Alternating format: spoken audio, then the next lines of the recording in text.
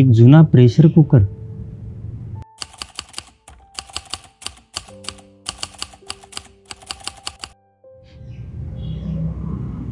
प्रिय स्वाती, कशी आहेस? अगदी डोळ्यांसमोर मोठी झालीस, पण तुझा सहवास फार काळ मिळाला नाही. बिर्याणी काय करायला शिकलीस आणि एक दिवस गॅलरीत येणाऱ्या चिमणीसारखी भर उडून गेलीस. तुला आठवते आईनं पहिल्यांदा जेव्हा तुला हॉस्टेलला पाठवलं होतं तेव्हा केलेला ढोकळा आठवतो? जगात भारी म्हणून अख्ख्या स्वयंपाकघरात नाचली होतीस. मी पण किती मन लावून फुगवलं होतं तो. जशी तू मोठी झालीस तसे या घरात बरेच नवीन ब्रँड्स आले. इंस्टाग्रामवर चकचकीत दिसणारी किचन्स आली. गॅस न लावताच तुमचं खाणं गरम करणारे मशनी आले. या सगळ्यात मी मात्र मागं पडत गेलो. केवळ शिट्टी वाजवता येत नव्हती म्हणून मीही माळ्यावर जाऊन पडलो. पण आता नाकारतेपणाचा ज्वर चढलाय. तो तुझा नवीन नॉनस्टिक मित्र कसा आहे ग? तो शांतपणे ओरडतो म्हणे, पण एकाच दिवशी बाबा ओरडले की तुम्ही माझ्या शिट्टी आड लपून रडायचात, आठवते?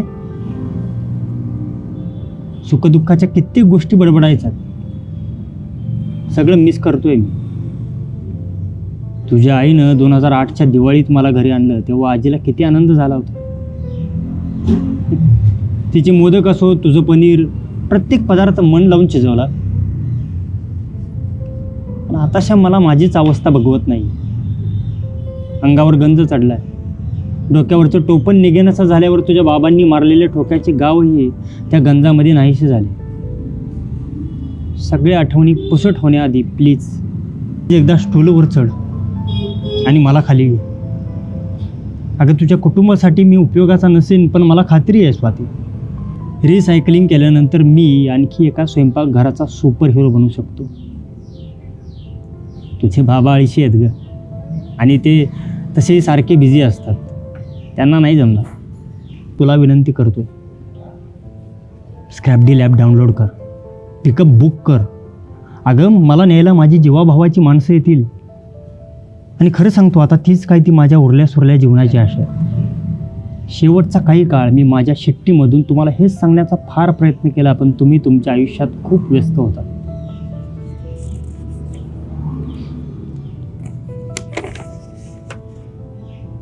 पण माझी कसली तक्रार नाही.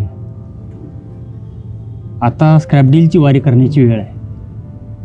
माझं ऐक, मला भंगारवाल्या दादांकडे विकून काम वाढवून ठेवू नकोस.